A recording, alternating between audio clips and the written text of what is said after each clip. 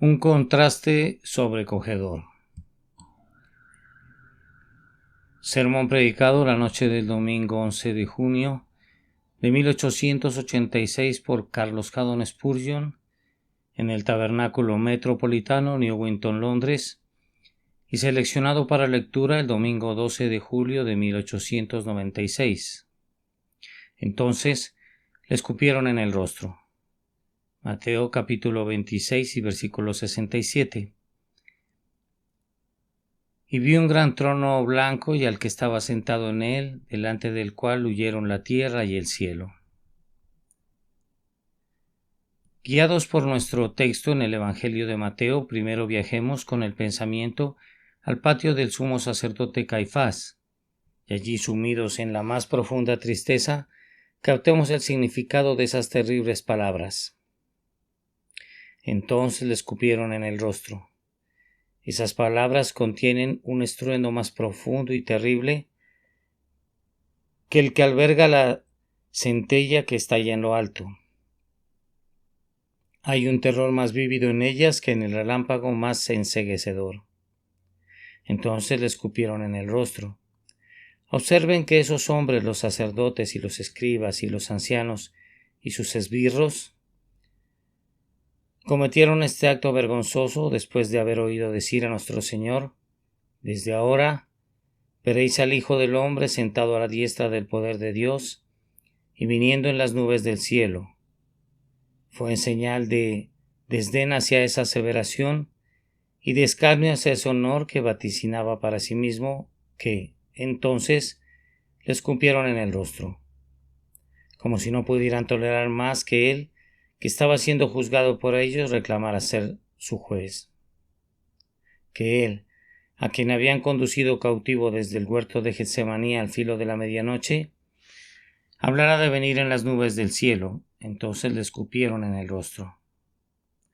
No podría dejar de agregar que agredieron así a nuestro Señor después que el sumo sacerdote hubo rasgado sus vestiduras. Hermanos míos, no olviden que se suponía que el sumo sacerdote representaba todo lo que era bueno y venerable entre los judíos. El sumo sacerdote era la cabeza terrenal de su religión. Era el quien, único entre los mortales, podía penetrar dentro del velo. Con todo, fue él quien condenó al Señor de gloria, al tiempo que rasgaba sus vestiduras diciendo: ha blasfemado. ¿Qué más necesidad tenemos de testigos? He aquí ahora mismo habéis oído su blasfemia. Me pongo a temblar cuando pienso que podemos ser muy eminentes en el servicio de Dios y no obstante ser terribles enemigos del Cristo de Dios. Que ninguno de nosotros piense que porque hemos escalado los lugares más elevados de la Iglesia, que por eso hemos de ser salvos.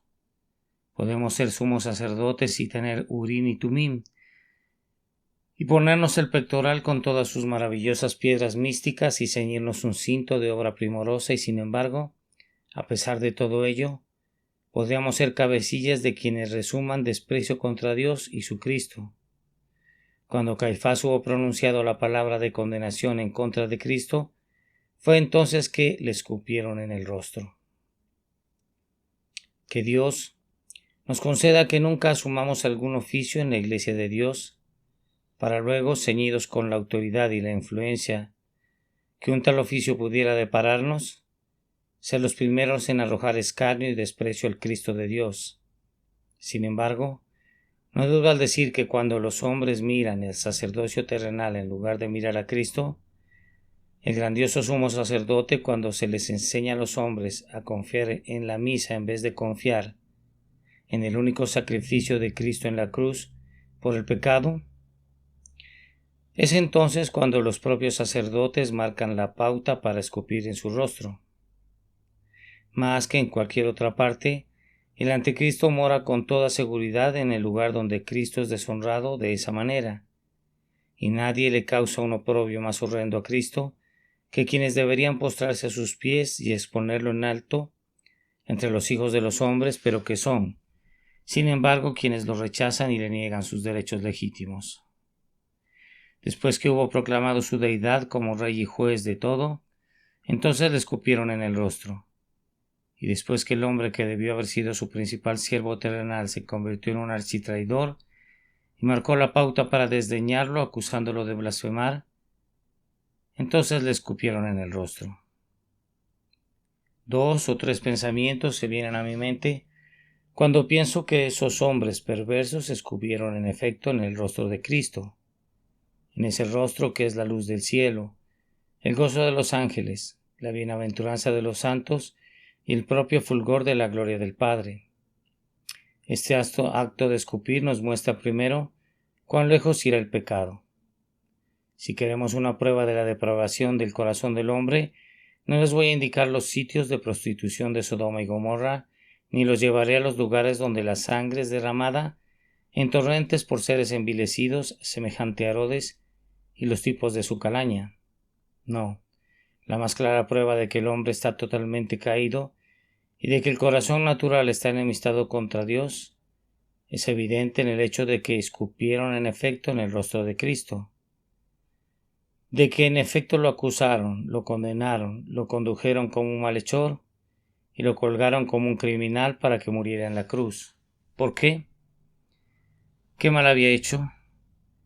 ¿Qué había en su vida entera que les diera motivo para escupirle su rostro? ¿Se encendió su rostro de indignación contra ellos, incluso en aquel momento? ¿Los miró con desprecio? Él no lo hizo, ya que era íntegramente benignidad y ternura, incluso para con esos individuos que eran sus enemigos y cuyos corazones debían de haber sido en verdad empedernidos y brutales, ya que le escupieron en el rostro. Él había sanado a sus enfermos, había alimentado a sus hambrientos, había sido en medio de ellos una verdadera fuente de bendición por toda Judea y Samaria, y sin embargo entonces le escupieron en el rostro. Repito de nuevo, no me mencionen los crímenes de antiguas naciones, ni los horribles males cometidos por hombres incivilizados, ni las iniquidades más elaboradas de nuestras grandes ciudades. No me cuenten acerca de las abominaciones de Grecia o de Roma. Esta a los ojos de los ángeles de Dios y de los ojos del Dios de los ángeles es la obra maestra de toda iniquidad. Entonces le escupieron en el rostro. Entrar en el propio palacio del rey y acercarse a su unigénito hijo para escupirle en el rostro, este es el mayor de los crímenes que revela la infame perversidad de los hombres. La humanidad es culpable de la iniquidad más negra al haber ido tan lejos como para escupir en el rostro de Cristo. Mi meditación se dirige también hacia el bien amado, en cuyo rostro ellos escupieron, y mi pensamiento relacionado con él es este: cuán profunda fue la humillación que tuvo que soportar. Cuando fue hecho pecado por nosotros, aunque él mismo no conoció pecado, cuando nuestro Señor Jesucristo tomó sobre sí las iniquidades de su pueblo y fue cargado con el tremendo peso de su culpa, era forzoso que la justicia de Dios lo tratara como si en realidad él fuera un pecador. Él no era un pecador y no podía serlo. Era perfecto hombre y perfecto Dios, y sin embargo ocupó el lugar de los pecadores, y Dios hizo que se encontrara en él la iniquidad de todo su pueblo. Por tanto, en el momento de la humillación no debía ser tratado como el Hijo de Dios, ni debía ser tenido en honra como un hombre justo. Debía ser entregado primero a la vergüenza y el desprecio, y luego al sufrimiento y a la muerte, y en consecuencia no le fue escatimado el último y el más brutal de los insultos. Entonces le escupieron en el rostro. Oh Señor mío, ¿a qué degradación tan terrible has sido conducido? ¿A qué profundidades eres arrastrado por causa de mi pecado y del pecado de todas las multitudes de personas cuyas iniquidades fueron colocadas sobre ti? Oh hermanos míos, odiemos el pecado. Oh hermanas mías, detestemos el pecado, no solo porque horadó las benditas manos y los pies de nuestro amado Redentor, sino porque se atrevió incluso a escupirle en su rostro. Nadie podría conocer jamás toda la vergüenza que el Señor de Gloria sufrió cuando le escupieron en su rostro. Estas palabras se deslizan sobre mi lengua demasiado suavemente. Tal vez incluso no las sienta como debería sentirlas, aunque lo haría si pudiera. Pero si pudiera sentir como debería sentir, estando en sintonía con la terrible vergüenza de Cristo, y si luego pudiera interpretar esos sentimientos mediante cualquier lenguaje conocido para el hombre mortal, seguramente ustedes inclinarían sus cabezas y se sonrojarían y sentirían que dentro de sus espíritus surge una ardiente indignación en contra del pecado que se atrevió a someter a Cristo, al Cristo de Dios, a una vergüenza como esa. Quiero besar sus pies cuando pienso que de hecho le escupieron en su rostro. Luego, mis pensamientos vuelan de nuevo hacia él de esta manera. Pienso en la afectuosa omnipotencia de su amor. ¿Cómo podía soportar ser víctima de los salivazos cuando, con una mirada de enojo de sus ojos, la llama habría podido matarlos y abrazarlos a todos?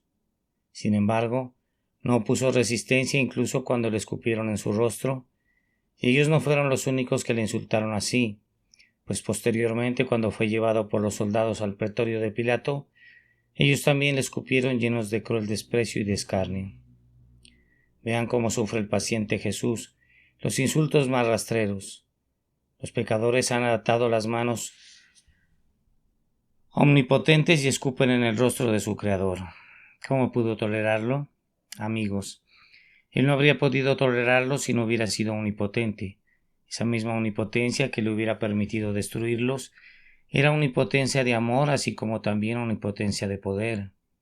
Fue esa omnipotencia la que le hizo reprimirse, pues no hay ninguna omnipotencia como la que restringe la omnipotencia. Sin embargo, así fue para que pudiera soportar esos escupitajos de los hombres.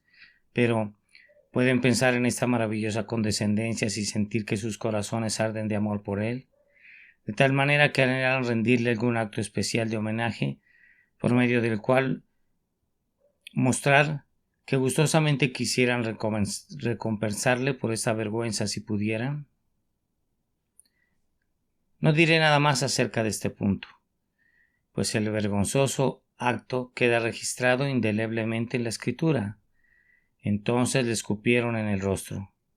Pero yo quiero hacerles ver la verdad, hermanos, y quiero mostrarles cómo pudiéramos hacerle a Cristo lo mismo que estos malvados seres le hicieron. Oh, dirá alguien, yo no estuve allí, yo no le escupí en su rostro.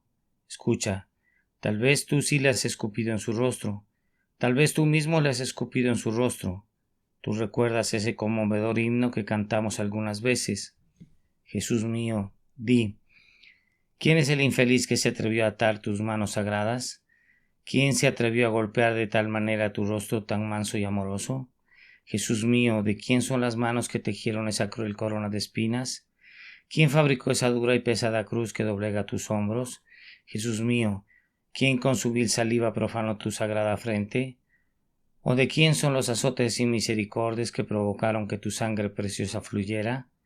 Soy yo quien he sido muy ingrato. Con todo, Jesús, ten piedad. Oh, compadécete y perdóname, Señor mío, por tu dulce misericordia. Hay todavía algunos que escupen en el rostro de Cristo negando su deidad. Aseveran: Él es un simple mortal, un buen hombre. Es cierto, pero solo un hombre.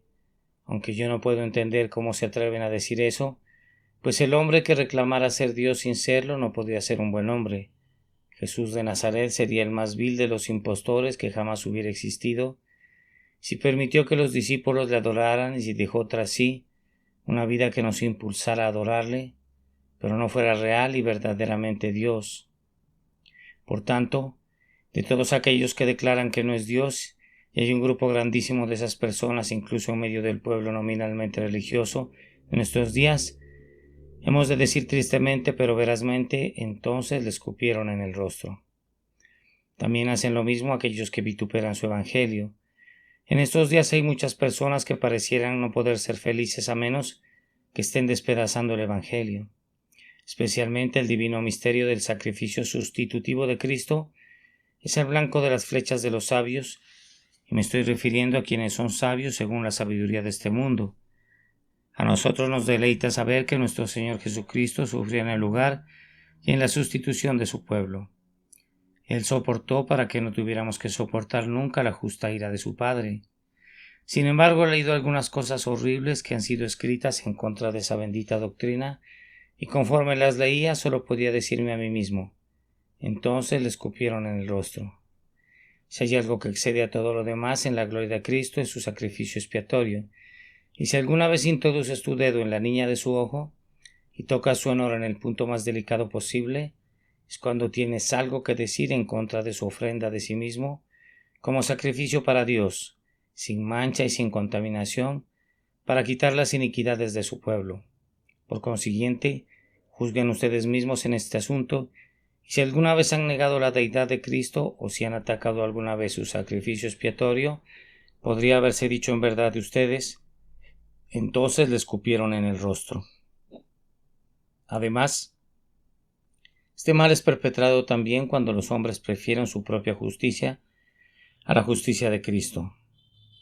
Hay algunas personas que dicen nosotros no necesitamos perdón, nosotros no necesitamos ser justificados por la fe en Cristo, pues ya somos lo suficientemente buenos, o estamos obrando nuestra propia salvación.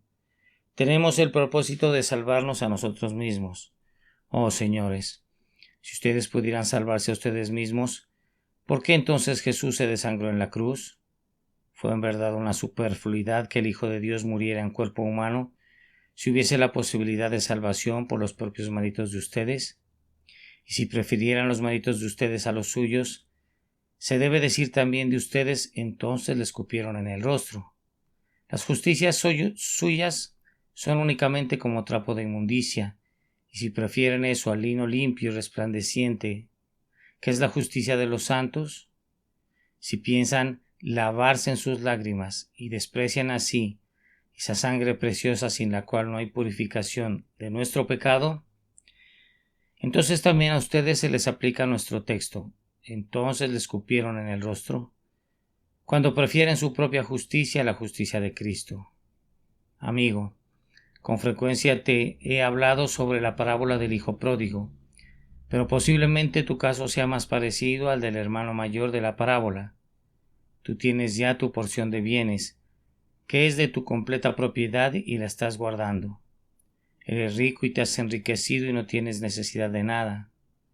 Eres justo con justicia propia y piensas que te puede ir muy bien sin Dios y sin Cristo.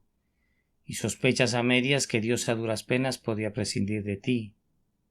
Te está yendo también en la observancia de ritos y ceremonias y en la realización de caridades y devociones que, si tú te fueras a una provincia apartada, harías un papel muy respetable, serías uno de esos excelentes ciudadanos de aquella provincia que enviaría a su debido tiempo algún hijo pródigo a tus campos para que alimentara a tus cerdos. Estoy inclinado a creer que tu caso es más triste incluso y más desesperanzado que el del propio hijo pródigo. Tú también te has alejado de Dios y estás viviendo sin Él. Él no está en todos tus pensamientos y casi desearías que no hubiese Dios, pues entonces no habría ninguna nube negra suspendida en la distancia que pudiera arruinar tu día de verano, ni ningún temor de tormentas que vinieran a estropear la dicha de la hora. Se debe decir de ti tan ciertamente como se dice del infiel declarado que abiertamente rechaza a Cristo, entonces le escupieron en el rostro. Lo mismo es, tan tristemente cierto cuando alguien abandona la profesión de ser un seguidor de Cristo. Hay algunos, que por un tiempo han dado la impresión de estar bien en la iglesia de Dios. Yo no voy a juzgarlos, pero ha habido algunos que, después de hacer una profesión de religión, han regresado deliberadamente al mundo. Después de dar la impresión de ser muy celosos durante un tiempo, se han vuelto mundanos y buscadores de placeres, y tal vez incluso lascivos y viles.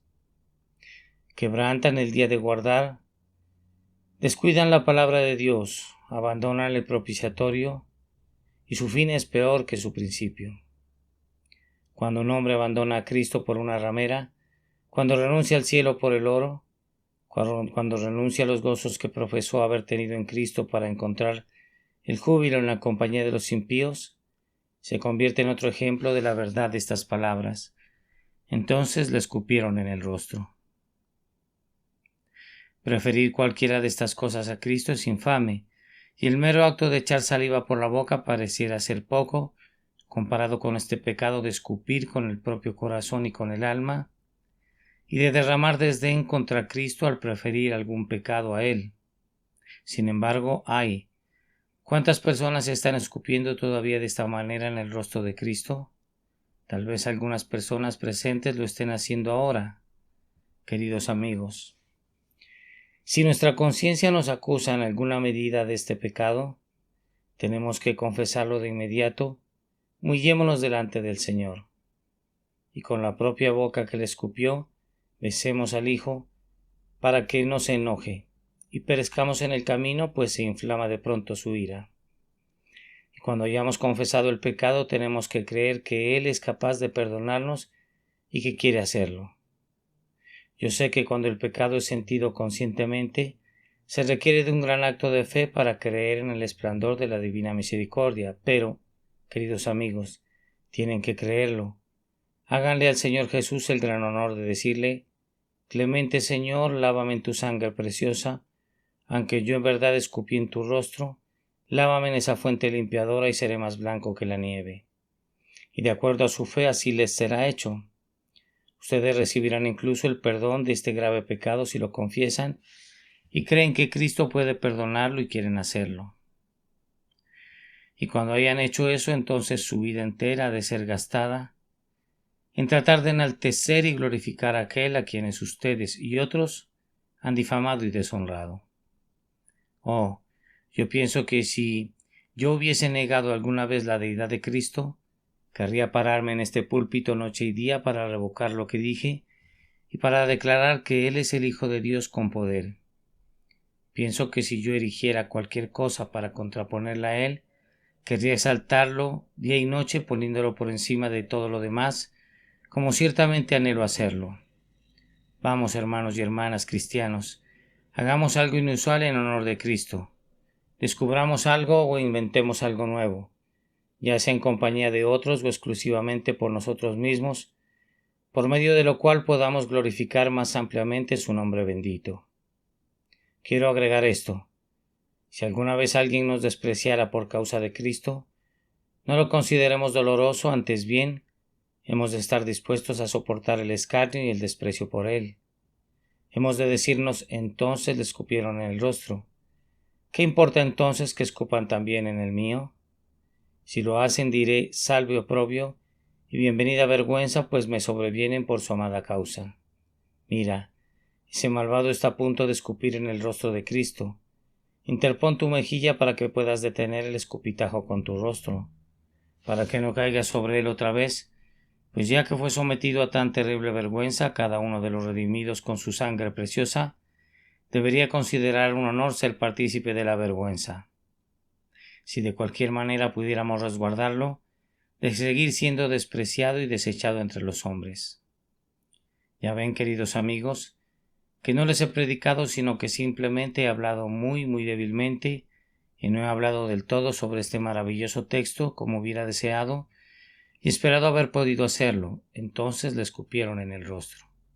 Ahora, procuren prestarme atención durante unos cuantos minutos mientras les presento ese mismo rostro bajo una luz muy diferente. Nuestro segundo texto está en el capítulo 20 de Apocalipsis, en el versículo 11. Y vi un gran trono blanco y el que estaba sentado en él, delante del cual huyeron la tierra y el cielo y ningún lugar se encontró para ellos. No necesito decir nada para explicar este pasaje.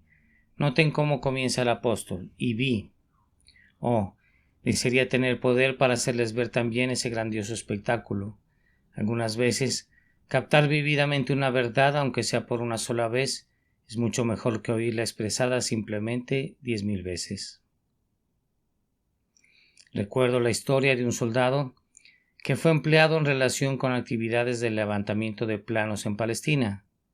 Él estaba con otros miembros del grupo en el valle de Josafat y sin pensar seriamente en sus palabras les dijo a sus colegas: algunas personas dicen que cuando Cristo venga una segunda vez para juzgar al mundo, el juicio tendrá lugar en el valle de Josafat, en este preciso lugar donde nos encontramos ahora. Luego agregó: cuando se erija el gran trono blanco, me pregunto dónde estaré yo. Se dice que exclamó descuidadamente: voy a sentarme aquí sobre esta gran piedra, y se sentó. Pero en un instante se vio sobrecogido por el horror y se desmayó, porque en el acto de sentarse había comenzado a darse cuenta de alguna manera de la grandiosidad y del terror de aquella tremenda escena. Me gustaría cómo hacer o decir algo por lo cual les pudiera hacer captar esta escena que Juan vio en visión.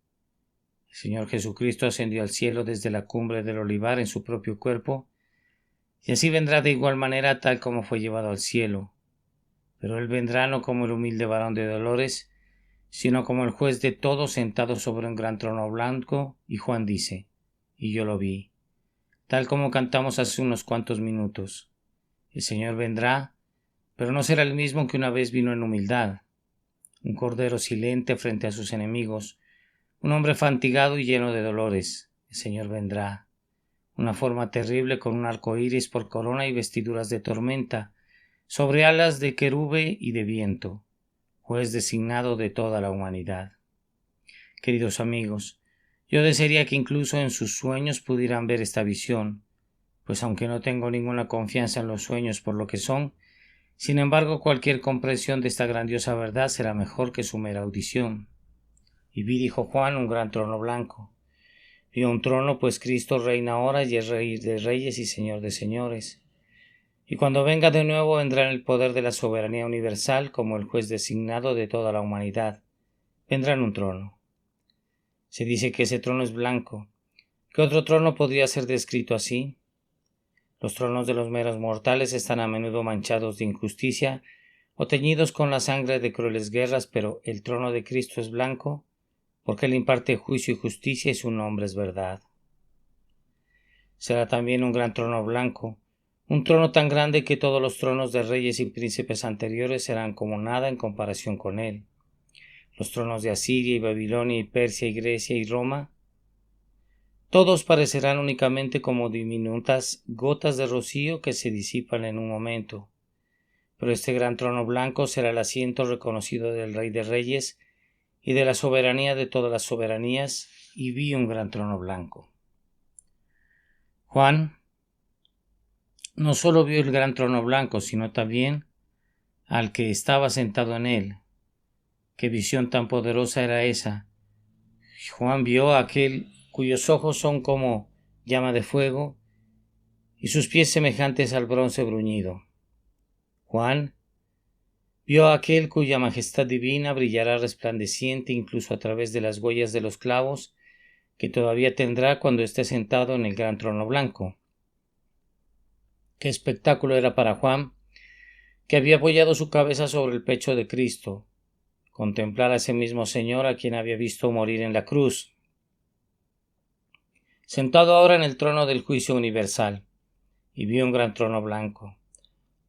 Noten ahora lo que pasó, de delante del cual huyeron la tierra y el cielo. Tan pronto como este gran trono blanco apareció, el cielo y la tierra comenzaron a rodar, como una ola que se retira de la costa. ¿Qué ha de ser él, de delante del cual se replegarán el cielo y la tierra como si estuviesen conmocionados? Observen, primero el poder de Cristo. Él no ahuyenta al cielo y la tierra y ni siquiera les habla. La visión de su rostro es todo lo que se necesita y el viejo cielo y la vieja tierra manchada de pecado comenzarán a escapar, y los elementos ardiendo serán deshechos y la tierra y las obras que en ella hay serán quemadas. Y todo eso sucederá cuando simplemente se muestre el rostro de Cristo. Él no tiene que alzar su brazo, ni tiene que tomar una jabalina para lanzarla a la tierra condenada. Ante la visión de su rostro el cielo y la tierra huirán. Contempla el terror de la majestad de Cristo. ¿Y qué harás tú en aquel día? Tú que de hecho escupiste en su rostro, tú que de hecho le despreciaste, ¿qué harás tú ese día? Supón que el gran día del juicio hubiera llegado ya.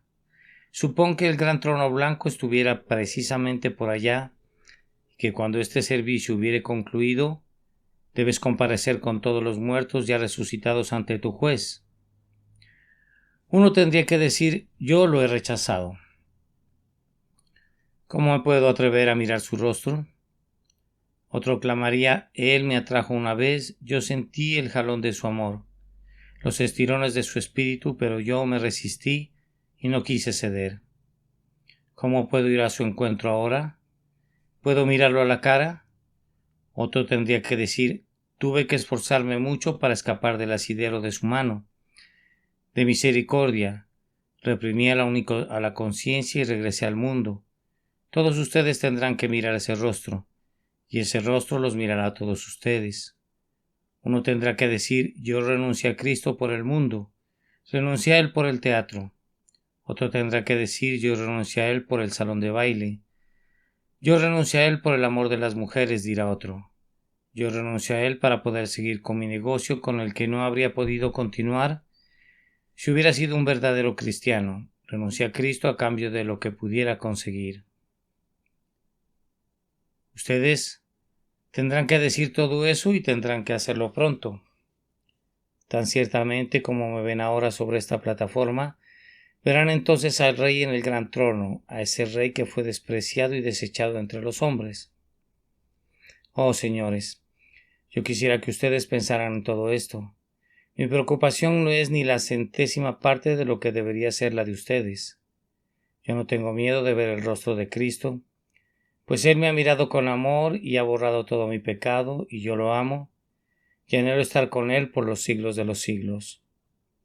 Pero si ustedes no han recibido nunca esa mirada de amor, si nunca han sido reconciliados con Él, yo les pido por el amor que se tienen a ustedes mismos que comiencen a pensar acerca de este asunto. Comiencen a prepararse para conocer a este Rey de los hombres, a este Señor de amor, el cual tan ciertamente como es Señor de amor, será un Rey de ira. Pues no hay enojo como el enojo de amor, no hay indignación como la ira del Cordero, acerca de la cual leímos hace unos cuantos minutos. El amor divino, cuando se ha convertido en justa indignación, arde como brasas de enebro y es inextinguible como el infierno. Por tanto, busquen la gracia de aquel cuya ira no puede soportar. Vuelen al refugio de su cruz y encuentren allí la salvación. Y antes de que el cielo y la tierra comiencen a oír del rostro de aquel que se sienta en el trono, y antes de que ustedes mismos comiencen a clamar a las rocas que los cubran y a los montes que los oculten de ese rostro, busquen su faz con humilde penitencia y fe, para que estén preparados para el encuentro gozoso con Él en aquel último día tremendo. Si todo lo que he estado decidiendo fuera un sueño, deséchelo y sigan sus caminos que los conducen al pecado. Pero si estas cosas fueran la propia verdad de Dios, y verdaderamente lo son, actúen como deberían hacerlo unos hombres cuerdos. Reflexionen al respecto y prepárense para el encuentro con su juez. Que Dios les ayude a hacerlo por Cristo nuestro Señor. Amén. Un contraste sobrecogedor. Este sermón se predicó más exactamente la noche del domingo 11 de julio de 1886 en el Tabernáculo Metropolitano, Newington, Londres, por el reverendo Charles Haddon Spurgeon, y seleccionado para lectura el domingo 12 de julio de 1896. Entonces le escupieron en el rostro. Mateo capítulo 26 y versículo 67. Y vio un gran trono blanco y al que estaba sentado en él, de delante del cual huyeron la tierra y el cielo. Apocalipsis 20:11.